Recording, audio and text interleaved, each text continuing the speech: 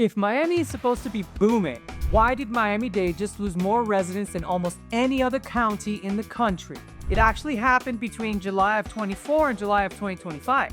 Miami-Dade lost just over 10,000 residents during that period. So what's going on? Because if you only watch the headlines, you would think Miami is nothing but growth. But at the same time, another story is happening underneath the surface. I'm Milton Andrade with Polaris Advisors at Compass. I have been licensed in the state of Florida since 2002. I've sat the closing table through the early 2000s boom, through the 2008 crash, the 2021 surge, and every cycle has taught me the same thing.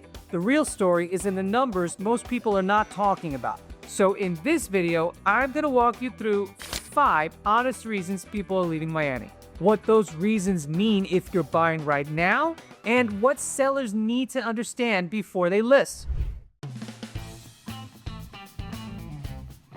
First, let's be clear. Miami is not emptying out. Nobody is loading up the truck and shutting the city down behind them. Miami is still a global city. It's still attracting high-income buyers. It is still one of the most desirable places in the country for the right person. But something real is happening, and it shows up in the numbers whether we like it or not. Miami-Dade lost about 10,115 residents between July 2024 and July 2025. That is one of the steepest year-over-year population drops of any county in the country.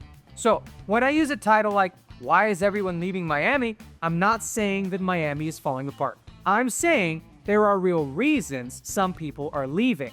And if you're thinking about buying, selling, or relocating here, you deserve to hear those reasons straight. There is a common assumption that people leaving are mostly retirees cashing out, or snowbirds who never really put down roots. But that is not the whole story. A lot of the outflow is coming from working families and longtime residents who had hit a wall on cost. Not lifestyle, cost. And that distinction matters. Because the people leaving and the people arriving are often moving in completely opposite directions. The people arriving may have remote income, New York equity, international capital, or a finance job in Brickell. People leaving may have local wages, rising insurance, higher taxes, higher HOA fees. If you only pay attention to one side of the story, you will misread the entire market. So, let's start with the biggest reason. Reason number 1. Nearly 70% of the people who left Miami last year didn't go far.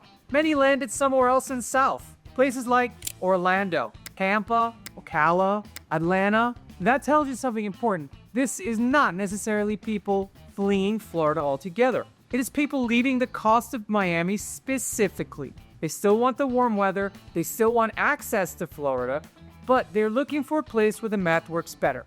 And that is the story most headlines miss. Miami can be booming at the top of the market, while still pushing regular working families out at the middle. Those two things can be true at the same time. You can have luxury condos selling to cash buyers and local families deciding they can't keep up with the rent, insurance, groceries, gas, daycare, and property taxes. That is exactly what makes this market so complicated. The people leaving are not always the wealthy relocation buyers you hear about the headlines. Many are families with kids in local schools, people who have lived here for years, maybe most of their life. These people love Miami, but they no longer feel like Miami loves them back financially. And that matters for buyers. Because if you're coming here with strong income and you can afford the total cost of ownership, you have opportunities. But it also matters for sellers because the buyer pool is changing. Some buyers have a lot of cash. Others are extremely cost sensitive. And depending on what you're selling, you may be dealing with one group or the other. Reason number 2. The property tax bill that catches people off guard in Miami is not always the tax rate. It is what happens when a home changes hands. Florida has something called Save Our Homes. If you own your primary residence and have homestead, your assessed value is capped in how much it can increase each year. So a long-time owner may have a tax bill based on the assessed value that is far below the home's current market value.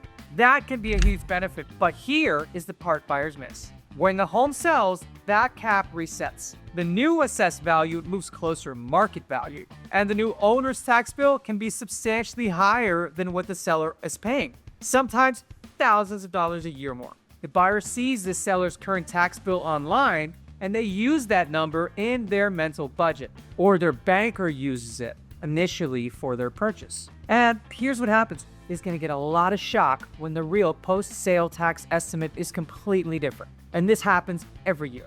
That is why I tell my clients, do not budget off the seller's tax bill. That's not your tax bill.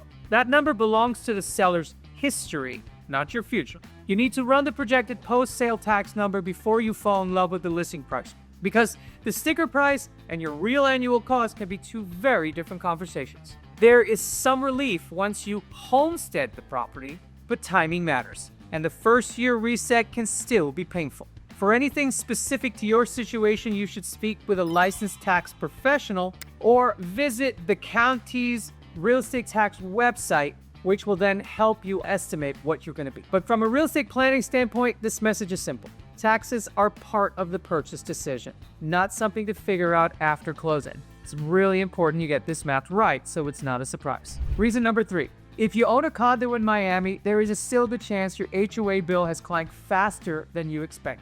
In some buildings, the monthly fee is now a bigger issue than the mortgage itself. And this is one of the most important parts of the Miami market right now, because it is building by building, not street by street. Two towers can sit right next to each other and have completely different financial realities. One building has strong reserves, a clean inspection history, and manageable future costs. The building next door may have lots of deferred maintenance, a pending SIRS report, an underfunded reserve account. So from the outside, the buildings look similar. From the inside, financially, they can be completely different. After the Surfside collapse, Florida rules changed around structural inspections and reserves for older condo buildings. Those changes were necessary, so necessary. But they also forced a lot of buildings to confront costs that they had postponed for years, and guess what? It's time to pay the piper. When those costs finally show up, they land on the owners, and that is why some longtime condo owners are choosing to sell, especially retirees or owners on fixed incomes. If you have owned your unit for 20 years and suddenly face a special assessment in the tens of thousands of dollars, that can be the reason why you leave. Not because you stopped loving Miami, because the numbers stopped working. For buyers, this is where you have to look under the hood. Do not just look at the unit. Do not just look at the view, although that is very enticing. Do not just look at the lobby. Pull the reserve study. Ask about pending assessments. Review the SIRS Structural Integrity Reserve Study Report. Understand where the HOA is going. A beautiful condo in a weak building is not an asset. Doesn't matter how nice it's renovated on the inside. It's a liability with nice finishes. This is exactly the kind of thing that never shows up on the listing page. And it's why I check on every condo deal that I touch. Now, before we get into the next 2 reasons, I want to pause here. Property taxes reset when you buy. HOA fees keep climbing in many buildings. And every condo has a different risk profile depending on its reserves, assessment history, insurance, and inspection status. Get any one of these wrong, and you could end up paying hundreds more per month than you expect. Or buying into a building that hits you with a surprise assessment 2 years later.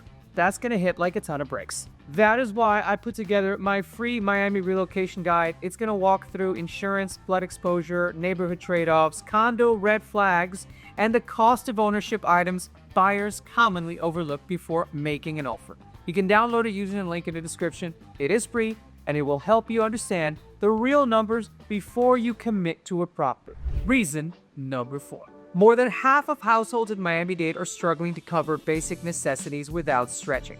This is a major issue because when people talk about affordability, they usually focus on home prices, but home prices are only one part of the story. The pressure is coming from everywhere.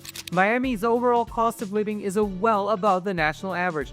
And for a lot of residents, the problem is not one single bill, it is the accumulation of everything. A few hundred more for insurance, a few hundred more for HOA, more for gas, more for tolls, more for groceries. Suddenly, the budget that worked 2 years ago does not work anymore. There's also a quality of life piece that people underestimate. Traffic. Miami drivers spend a serious amount of time sitting in rush hour traffic. And if you're commuting from Kendall, Doral, Homestead, or far west Miami-Dade into Brickell or downtown every day, that time becomes part of cost. It may not show up on a spreadsheet, but it absolutely affects your life. I have had relocation clients budget carefully for the mortgage and the insurance. Then they get blindsided 6 months later by how much they were spending on gas, tolls, parking, and time. It is rarely one big line item that breaks the budget. It is the dozen smaller ones that did not exist back home. So if you're moving here, don't just ask, can I afford the mortgage? Ask, what is my actual monthly outflow? The total number is usually one that surprises relocating buyers the most. It's not the purchase price. Reason number 5. Miami has a job market issue that does not show up directly in home prices, but it makes every affordability issue worse. On paper, the job growth is strong. Miami has added jobs.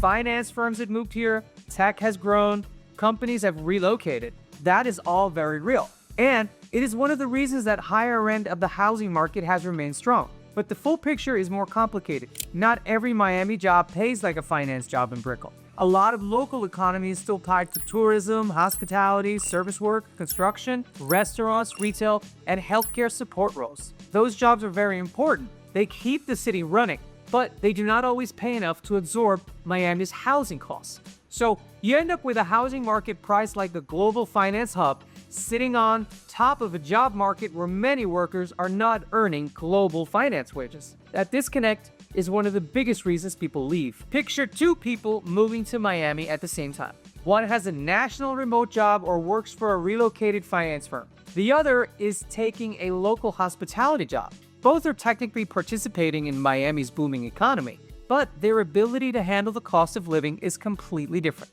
That is the point. Miami works extremely well for people with portable incomes, remote income, business ownership, international capital, finance jobs. But if you're relying on finding a new local job once you arrive, you need to be very honest about what is available and what it pays before you take on a mortgage here. That is not discouraging anyone. It is about planning correctly. Because Miami can be amazing when your income matches the cost structure. It can be very stressful when it does not. Here's some advice for buyers. If you're buying in Miami right now, the first thing to understand is that you do not have the same leverage everywhere. It depends entirely on what you're buying. Condos and single-family homes are 2 different markets moving at different speeds. In parts of Brickell, downtown, and in some condo-heavy markets, inventory is elevated. Days on market are longer. Buyers have more options, and sellers are more negotiable than they were a few years ago. If you're looking at a condo in one of those areas, you may have real room to negotiate, but do not confuse that with the entire Miami market being soft. Well-priced homes in desirable pockets are still moving fast and have multiple offers. And if you underbid just because you heard Miami is a buyer's market, you can lose a good house. That is one of the biggest mistakes that I see right now. Buyers hear a broad market headline and apply it to the wrong property type. That is how you either overpay or lose the home you actually wanted. Run the real monthly number before you make an offer. Understand the building or the neighborhood at the local level, because Miami is not one market. The right strategy depends on the specific pocket, the specific building, and the specific property. Now, if you're selling in Miami right now, the market is not going to bail out a bad price. It is going to expose it. Buyers today are much more cautious than they were 2 years ago. They're looking at insurance. They're looking at taxes once it resets. They're looking at HOA fees. They're looking at assessments. They are looking at days on market. And they can tell very quickly whether a property is priced in today's market or priced in last year's headlines. I have seen sellers list 5 to 8% above what the comp supported, are convinced their home was the exception. Then they end up cutting the price 2-3 times and landing near the number that we recommended in the first place. Only now, 3 months have passed or more. The listing is stale, and the strongest buyer activity is gone from the first 2 weeks. In this market, pricing discipline matters. The first 2 weeks of a listing still generate the most serious attention. Overpricing burns that window. Condo sellers have an even tougher road right now. If your building has a pending assessment, an unresolved SIRS issue, a weak reserve position, or higher HOA fees than buildings around it, then you need to be upfront about it. Buyers are asking those questions now more than ever. And if you hide it, it will usually come back later in the process and cost you the deal. And nobody wants that. The good news is that buyers are still out there. The 1 million plus segment is still holding up in many areas, but holding up does not mean sellers can skip pricing discipline. It means serious buyers are still active for homes that are priced correctly, presented well, and supported by the numbers. Every one of those 5 reasons is real. None of them are secrets I made to get views. But here's the thing.